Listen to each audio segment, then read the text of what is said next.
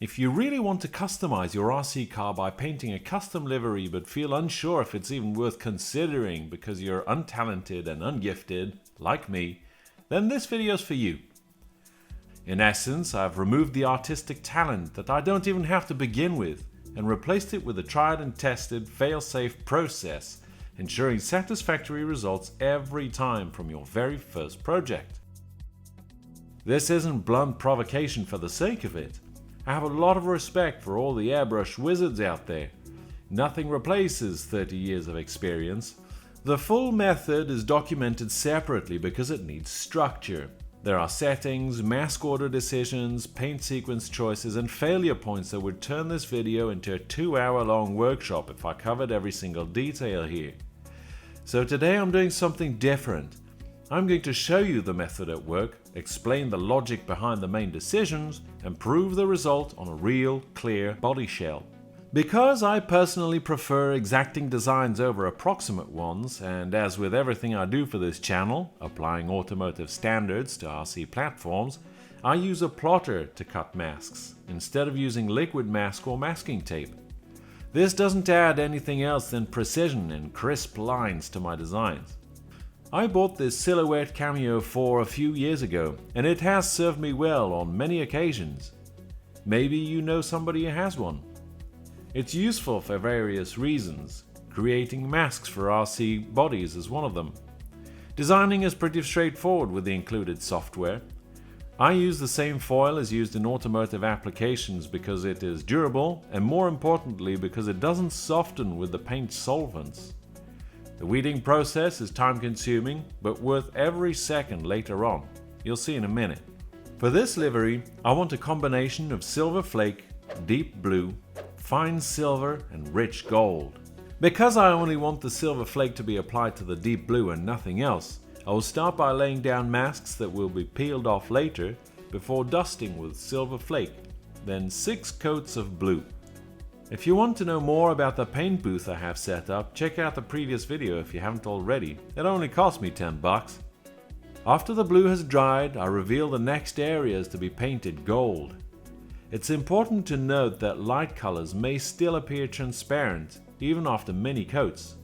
It is tempting to lay down heavier coats, but you must refrain from doing so as it will ruin your design completely. I remove the last mask layer, revealing areas to be covered by silver. The order is deliberate because the silver will back the gold and blue, reinforcing contrast. If you find this information useful, you're going to love the book I wrote about the UDR. It contains my entire research so far and gives you precious insight on how to get the most out of your UDR from day one, whether you bought it new or used. It also includes a fully detailed fail-safe paint method. Head over to rcworkbench.com for more information. Last but not least, to deepen the overall scheme and lock everything else, the last 4 coats are simple black. Once the sequence has been completed, because it really is nothing more than a predetermined sequence, removal of the overspray reveals the end result. Everything went according to plan. The lines are crisp, the colors neatly laid down. There's no bleeding, and it has all come together nicely.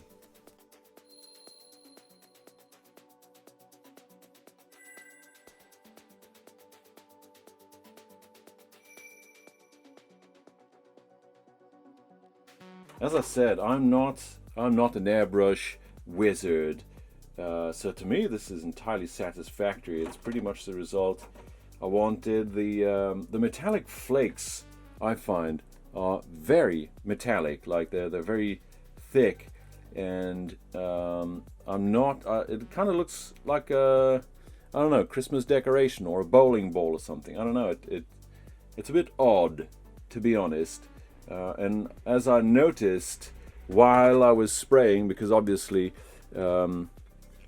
these metallic flakes, I had no idea how metallic it was going to be, so I just did a heavier dusting on the front and kind of tapered it down around the back. Now that's as artistic as it's going to get, and that's just down to personal taste. Coverage is not perfect. This area is notoriously difficult to get to.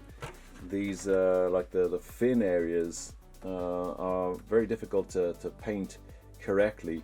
But otherwise, other than that, I think it's decent. I'm happy with the result, and it just like proves that my system works. I haven't failed an RC car body since this one I made a few years ago, where I didn't have the method. I didn't have a system or anything to paint this one, which is why it was such a failure. Now, when it comes to something like this, there's a leap forward, and I didn't get any better overnight. Like, painting of the stickers, I think looks much nicer.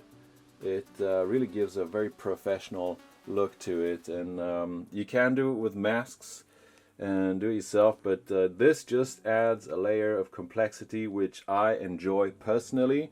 I'm not saying that you have to do it that way, but for me, I mean, just look at it. The lines are so crisp that it just adds that level of professionalism. Now, you can do that too if you know somebody who has a Silhouette Cameo or something similar. Then you can definitely do you can definitely achieve results when you combine that with the method that I've developed. You don't need talent to be able to paint a proper RC car body. This is a proof. I have no talent. This is the absolute 100% proof that this works. So there you go. Now, with this in mind, before I put it on the chassis and give it for a rip and give it its first scuffs and scratches, I want to show you how we can protect this investment, as it were. It is anywhere upwards of $150 to get a paint job. So how can we protect this from scratches and cracks is what I'm going to show you in the next video. So I'll be seeing you right there.